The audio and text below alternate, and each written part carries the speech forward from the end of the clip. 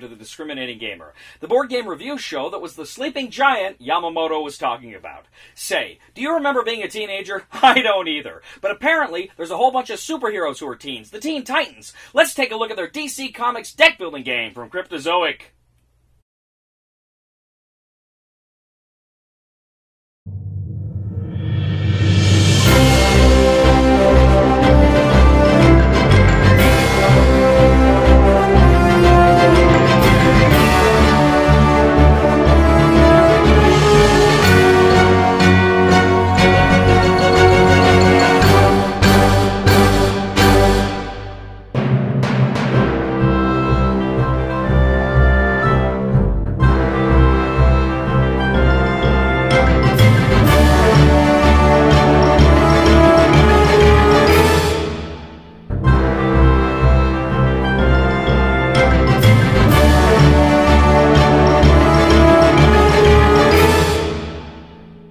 In Teen Titans, the DC Comics deck building game from Cryptozoic Entertainment, 2 to 5 players are going to attempt to score the most victory points by using this kooky deck building mechanic. Now, we've seen this deck building mechanic before in the previous DC Comic deck building games. I'm not going to take time and tell you how to play the basic mechanics of the game. If you want to, you can go ahead and you can check out episode 5 of season 1 of the Discriminating Gamer, where we actually look at the first DC Comics deck building game, and that kind of gives you the basic ideas about how to play this game.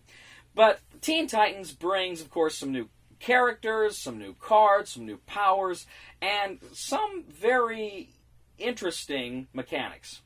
Now, fundamentally, the big hook, the big difference in the Teen Titans deck building game is ongoing cards. Now, you're somewhat familiar with this if you played the previous editions of the game with the locations. You play a location, you leave it out in front of you, it gives you an ongoing persistent bonus. Locations can be attacked by other cards, give other kinds of benefits, or all sorts of kooky problems may occur.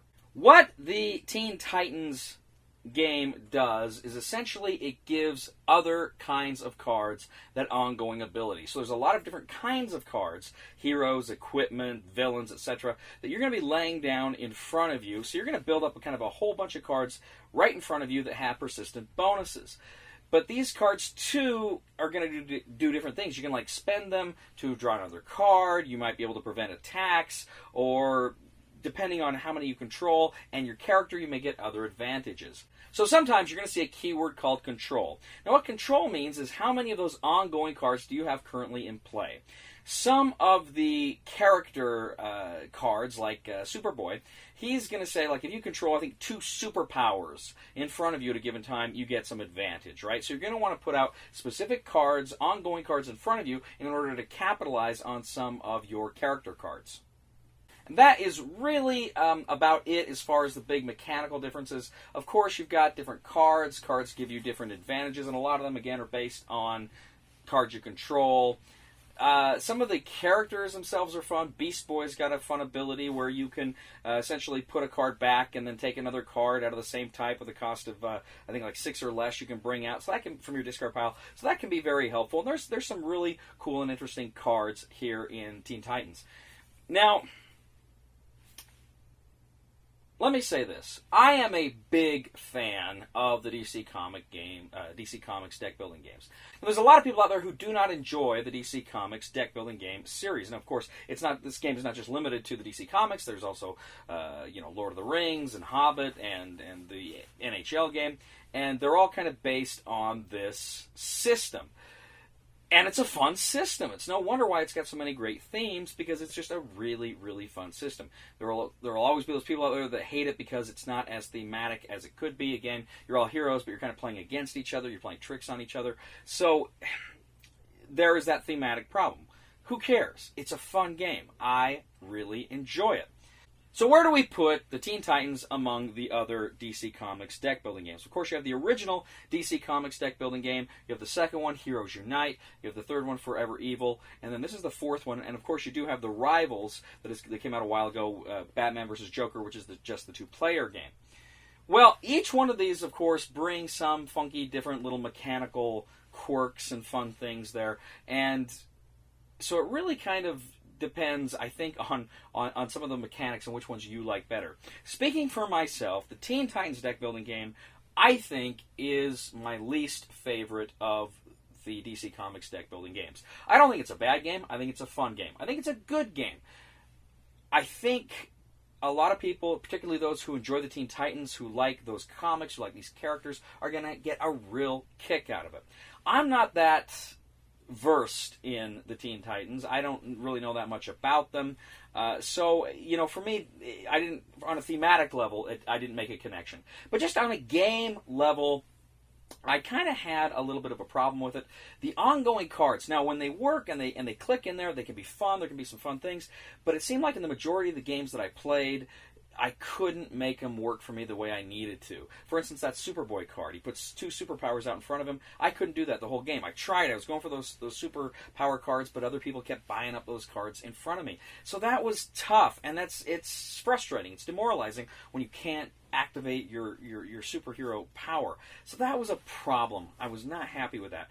But it just seems kind of in a greater sense, one of the reasons why you play deck building games is you love those card combos. You love to play those combos and see, okay, this is out, this is out, this is out, this is out, and then just everything falls into place, and you get a big score, and you can do a lot of really cool and fun things. Take down a villain, and maybe grab some more fun cards.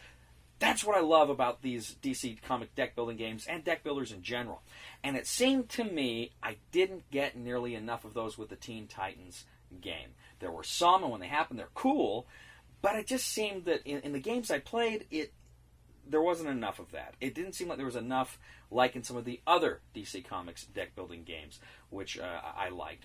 So, I think I'd have to say I probably like the first DC Comics deck building game the best, largely on a thematic reason, because you got Superman, Batman, etc. The Heroes Unite, then probably the Rivals, the 2-player. I really like that one. Then maybe Forever Evil, and then finally here we've got the Teen Titans. It's a good game. It's just, I think, probably the weakest of the titles released so far. I'm still very interested in seeing where these games go and where they take them. I'm almost kind of curious at this point if they're just going to release expansions instead of entirely new sets every so often. Probably not. I don't know. If they keep releasing those sets, I'll keep trying to get them and review them because I like them. I think they're fun games. This one, it's all right. So the recommendation for the Discriminating Gamer is if you like Teen Titans, if the comics excite you thematically, if you're engaged with it, you'll probably get a big kick out of this.